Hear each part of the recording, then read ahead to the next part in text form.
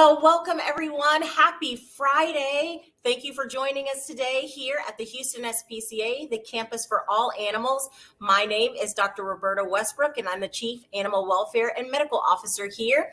And we have an exciting show for you today that's going to give you a lot of very helpful information, we hope, for you and for your pets. I'm joined by a very special dog here. This is Shadow. Shadow is a really adorable adult male Chihuahua mix who came to us because he needed to find a new home. His family was just unable to care for him, and so they trusted us to find him a new forever home. So he's available for adoption. He's very sweet, healthy, very food driven, loves the treats. We'll see that today. But Shadow's great, and he's going to be available for adoption. So this weekend, please come down and visit us at the Campus for All Animals. Bring your family, bring your friends, and look at the dogs and cats and puppies and kittens that we have available for adoption. There's no appointment necessary to adopt a pet. So you can just come right on down, take a look at the animals, spend time with them, see who fits in with your life and your lifestyle. We do require face coverings when you enter the building, but other than that, we welcome you. Please come on down. So what are we going to talk about today? Well, as you guys know, if you have been reading the news, watching the news, you know that we are in the middle of hurricane season. We are watching a couple of tropical storms and tropical depressions and trying to follow their paths to see where they may make landfall. The Houston SPCA is critical to the emergency response effort as it relates to helping people and their pets during these types of disasters. And so we're here today to encourage you, to give you some tips to go by during this time of emergency, and maybe we can help you stay safe during this time. So if you have any questions about pet preparedness, what do you do in the times of severe flooding or natural disasters such as hurricanes? If you have those questions, please feel free to put those in the chat. We'll try to help work through it. I'm going to give you some tips today, but we are in preparedness mode for the weekend. We're going to be helping some of our friends to the east of us, and hopefully we'll keep everybody safe this hurricane season. So come on down and visit us and think about those questions. Shadow, thank you for being here. Shadow's going to play, and we'll keep an eye on Shadow today. So all about pet preparedness for hurricane season. So first I want to talk to you about when is the appropriate time to even get prepared for things like a hurricane. Well, really, you want to be prepared as soon as possible. In the summertime, hurricane season is between about June to October. So in the summer, the beginning of the summer, it's a good time to start thinking about hurricane season and getting prepared for it.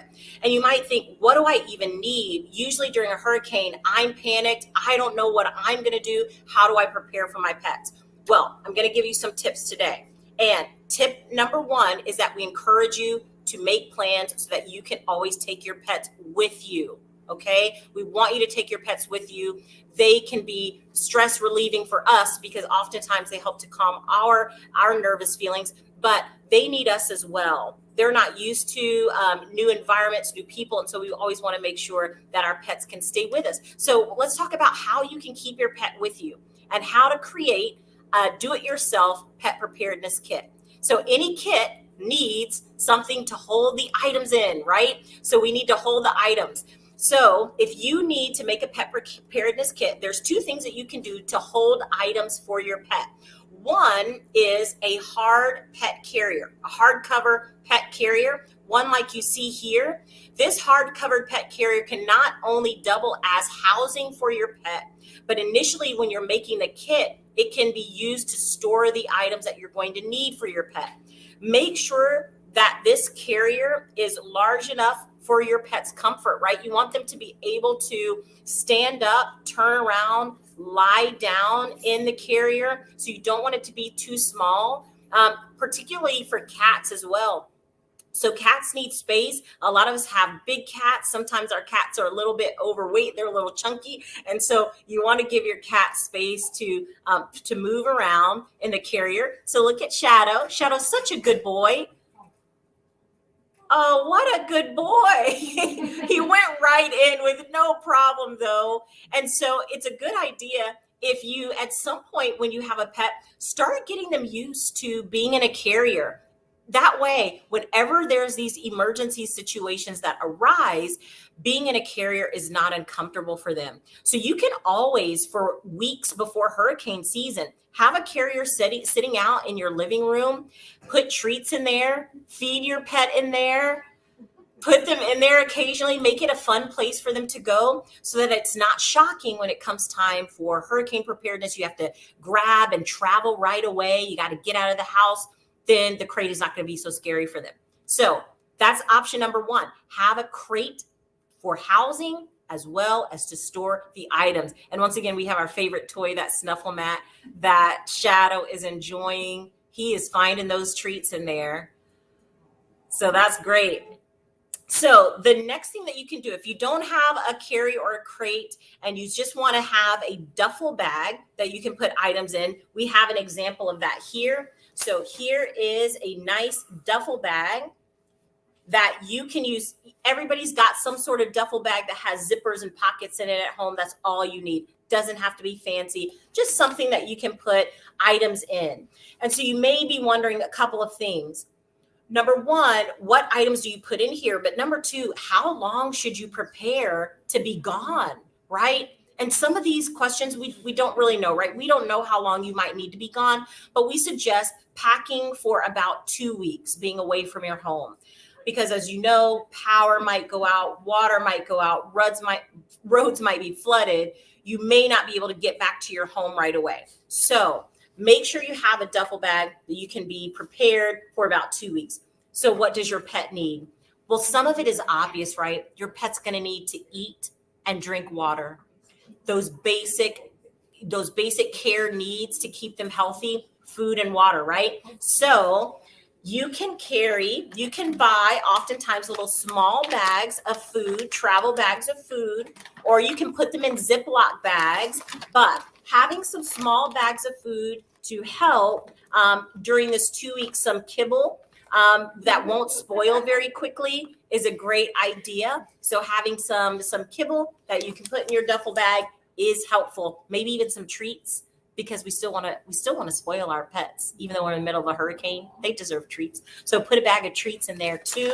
Okay. And then, so we got some treats, and then you need food and water bowls. So there's a couple of options here. So definitely we have the hard, plastic, or you can get, ceramic or stainless steel bowls. Plastic is going to, maybe be better for traveling because it's not going to break. So if you're kind of going somewhere fast, the ceramic could break easily. So a plastic bowl is easy, sturdy.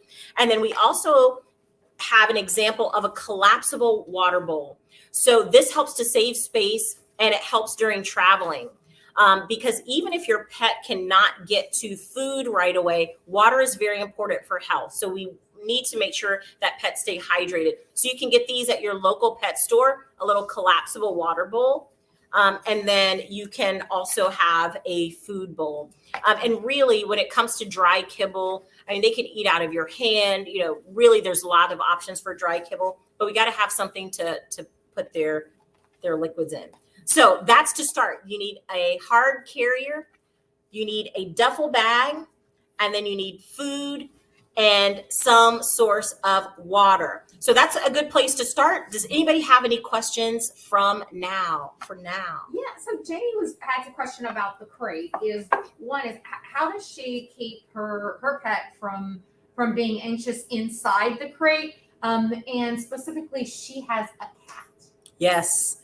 So 2 things. How do you travel with a cat? Cats are special. Cats are very special in a good way. So same thing. Oh, look at Shadow. So the cats, having a cat in a carrier is helpful too. Now, what might be more comfortable for a cat is to use the type of carrier that's soft for a cat. It looks very much like a duffel bag, but it has netting on the side and sometimes on the ends. Cats usually travel very well in those kind of duffel bags, and they can be on your shoulder. They have like a strap, so you carry them like a shoulder bag as well. I think cats do well in those types of bags, maybe better than a hard covered carrier. But if you're going to use a hard covered carrier for your cat, I would just make sure that it's size appropriate for them. So sometimes I've seen people trying to put their 15-pound cat in a tiny little hard carrier, and the cat doesn't want to go, and they're just kind of going crazy. Having a size larger for your cat might make them go in a little bit easier. Sometimes cats don't like to go into these tight spaces if they're not used to it. But a duffel bag type carrier, they seem to do really well in. So if you have a pet inside the carrier, like your dog inside the carrier, and you're thinking they're going to be anxious, there's a couple of things, particularly if you already know your pet suffers from a little bit of separation anxiety, or you know that your pet already has a tendency to become anxious in new situations or around new people. Please talk to your family veterinarian. The reason is there are definitely medical options for keeping your pet calm during these stressful situations. There are medications that can be prescribed, that can be kept on hand for emergencies, that can be given to your pet. There's even a few options for over-the-counter medications, but I would still use them under the direction of your veterinarian so that you don't use the wrong dose, and so that it's done very safely. But certainly, we have some options for you there. What other questions? So Lexi was wondering, if say your pet just their personality is just, and always has anxiety a lot, and so you put it in the crate. Is there any natural or holistic sprays or calming sprays that you can recommend? Yes, certainly. There are two types of hormone type sprays that you can get for dogs and cats. So for cats, there's one called Feel Away. We use it here in the shelter. You can get it as a spray or even a plug-in, so that the scent, it's a calming pheromone that cats naturally secrete. And so it makes them feel comfortable in stressful situations. You can get Feel Away for cats. You can also get something called adoptable for dogs. Again, you can talk to your family veterinarian. They can tell you where to purchase these and if it's appropriate for your pet, but certainly those are appropriate. Certainly there are also over-the-counter medications like melatonin and Benadryl. There's some that your veterinarian can prescribe that are a little stronger, such as trazodone or gabapentin. These medications, some of them really require veterinary prescription and advice for administering. But if you know your pet has anxiety, I would start now making a plan for how you're going to administer these medications and getting a prescription for them. So great question there. So as we're going over our pet preparedness bag, remember, there's other things that you're going to need to help make your pet comfortable. If your pet is of the appropriate size and you can take a travel bed or a blanket to help them be comfortable, that would be great. So like something like this for a cat or small dog would be wonderful for them. That way you don't know where you're going to be sleeping. In some cases, you could be in a hotel, you could be in a convention center that's been a temporary shelter, and there may not be very comfortable bedding for your pets. A blanket, travel bed is very helpful. Also, who can resist their favorite toy? So having a toy to keep your pet busy and occupied and treats is really going to help them. So something that reminds them of home is going to be a great idea for that travel bag. Okay, any other questions? Yeah, so Debbie was wondering, she too, this seems to be a hot topic. She has a nervous pet as well. Can she use Benadryl? I know you recommended some really good sprays, but she's wondering about Benadryl. So in general, Benadryl is safe for pets. And again, it's easily accessible. Most people have it in their homes. And I would say that talk to your family veterinarian, because the dose is important. We dose that medication according to your pet's size and according to their weight. And so you don't just want to start administering Benadryl in the same way that you would take it yourself. So please call your family veterinarian and get the appropriate dose for your pet. But yes, Benadryl can help pets in many, many cases. Sometimes if your pet has really severe anxiety, Benadryl is not quite enough, and your veterinarian may have stronger options, but certainly for most pets, it's a safe option to try. I've even had some clients in the past, if they aren't sure how Benadryl will act in their pet, that they do a trial of it. Do a trial sometime where they're going to be home. They're going to be able to watch their pet. They can get the appropriate dose from their veterinarian. And then you can be at home. You can give a dose of Benadryl, and then you can observe how your pet responds to the medication. That way, the first time you give Benadryl is not in the middle of a panic. Can you imagine that? You're trying to get out of your home. You're trying to get to safety. And the first time you decide to give the Benadryl is right before you leave. And then they don't react well to it, or it doesn't work.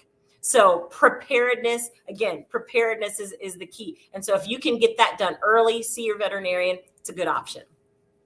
Alexi wanted to know about pet ID. I mean, we keep a driver's license. What are some critical things to have for our pets? Such a great question. You are just on the cusp of what I was going to say. So that's perfect lead in, because now we're going to be talking about not just your pet's comfort, but what do we need to keep them safe? And the first thing is a way to contain them, not just a carrier, but when you're out walking around, you need a harness or a collar. So you're going to need a harness or a collar, depending on the size of your pet. These are cute, aren't they? And then you're going to need a collar that has identification on it. So there's a couple of types of identification that you should have for your pet. So you can have a collar, and on the collar, you can have an ID tag, just like the kind that you get from your local pet store. And you can get a little cute ID tag that has your name on it, your pet's name on it, and a contact phone number for emergencies. That is critical to have. Now, something that's even better, because what if this collar comes off, gets lost, or the little tag with your name and your pet's name and your phone number, what if it comes off or gets lost? Another option that you're going to want to consider, and go to your family veterinarian for this, is to microchip your pet. If you're not familiar with a microchip is a small little chip that is about the size of a grain of rice, and it's implanted into the skin of your pet, just on the back of their neck between the shoulder blades. And it's implanted the same way a shot would be implanted. So it's the process for implanting that microchip is the same as a shot. And animals tolerate it very well, dogs and cats. Well, that microchip is registered electronically to a national registry that has your pet's information, your information. So if your pet gets lost, any person that finds your pet, if they go to a veterinary clinic or a shelter, we have microchip scanners. It's like a little instrument that we can wave over the top. Sounds very futuristic, but we can wave that over the top of your pet, and we can pick up the microchip number. We can look it up into the national registry. We can get your name, your pet's name, your phone number, and we can reunite you with your pet. Okay, so that's a microchip. If you know that your pet already has a microchip, please make sure the information is updated. Make sure it's registered. So right now, today, when we get off here, I want everyone who has a microchip in their pet, promise me that as soon as we're done here, you are going to make sure your pet's microchip information is updated and ready, so that if they ever get lost, we can reunite them. That's what we want. We want them to find you again. So identification, ID, with a collar, a collar with ID. And this is even a microchip tag. So some pets will have a microchip and there's a little tag on it that says, hello, I have a microchip. Here's my microchip ID number. And then that way, that you even have a microchip tag there. Okay, so those are wonderful questions. So you need a harness and or a collar. You need a leash. So all of these things are important for traveling with your pet, having them follow you, keeping them safe. Great, great questions. Any other questions? Yeah, so Debbie wanted to follow up, and she wanted to know if thunder shirts, the thunder jackets, those work. Yes, great. We have certainly talked about those before on the show. If your pet has anxiety, sometimes wrapping them in something that's tight, it makes them feel like they're getting a nice hug from you. And so you could use like a little child or baby's onesie or t-shirt, But you could also use a Thunder shirt, something that you can get from your local pet store, which is just like a little tight fitting vest that can give your pet a nice hug and make them feel a little more calm. So absolutely an option for keeping your pet calm. Great questions. So what else do we have in here? Now, this is very important too. When you're traveling, not only are you going to have ID, but because you're traveling, you don't know where your pet is going to be or who your pet's going to come into contact with. Make sure that you can print out your pet's medical records. Okay. So contact your veterinarian. Many of you guys might go to veterinary clinics where you have access to your pet's records online. You can go print off your pet's medical records, put those medical records in a Ziploc bag, a waterproof Ziploc bag, so that in the case of severe flooding, that they won't get destroyed. But this way, you have your pet's vaccine records, particularly rabies vaccine and rabies certificate. You want to have that because it's required by law. But also, this has all of your pet's information so that we know the health issues with your pet and you can communicate those effectively if you need to. You don't know if you're going to be going to a hotel or a temporary shelter that might require this if your pet's going to be in contact with other pets and other people. So having the medical records, critical. Get those printed out. Your veterinarian should be able to get them to you with no problem. Okay. Any other questions? What else you got in the bag? Fabulous. Well, what if you have a pet that has an illness or injury and is on medication during this disaster? There's never a good time for these things to happen, right? So heaven forbid you're having to evacuate with a sick pet who's on medication. Make sure you take your medications just like we would if we're traveling or we're having to be gone. We take our medications. Please take your pet's medications also in a Ziploc bag that's waterproof, and make sure that you have enough, again, for about 2 weeks. If you don't think you have enough, as soon as possible, contact your veterinarian and see if they feel comfortable refilling those medications for you so that you don't get into a crisis situation. But here are some wonderful tips to have medications for your pets to make sure that they stay healthy during this time. Okay, so we've got medication there. And other than that, to be, again, you don't know where you're staying, some bags to scoop poop and keep everyone else safe and the environment clean. That's helpful as well. And all of this, again, can be put in a nice personal sized duffel bag or a carrier, and you'll be all set to go. Does anybody have any other questions about pet preparedness? Those are the major things. So Jane was wondering, on those medical records, is there anything specific, or is it better just to get everything that your pet has? To make it easy, it's better just to get everything. There's no point in necessarily trying to decide for yourself what you may or may not need, because you just never know. So it might just be easy enough to ask your veterinarian if you can have access to all of your medical records. Oftentimes, veterinarians can get you those online. You can print them out for yourself. But if I had to pick one thing that you absolutely need, again, it's going to be those vaccination records, particularly rabies. Rabies is the vaccination that's required by law because rabies is a fatal disease and can be transmitted to people. So you want to make sure your pet's current on rabies vaccine, have that vaccine and that rabies certificate. Well, you guys, I know we're in the middle of hurricane season, but we're here for you. We're here to get you through it. Get those kits prepared this weekend. We are going to be trying to help our neighbors to the east through this hurricane. So please help us. You can help us help our friends by being a monthly supporter. Please go to HoustonSPCA.org/donate and help us help our friends going through these disasters. We would want the same thing for ourselves. We'd want help as well. So please join us in being a partner. Thank you again for joining us. It's always great to see you guys. Have a wonderful weekend. Come on down and see us, and we'll be with you next week.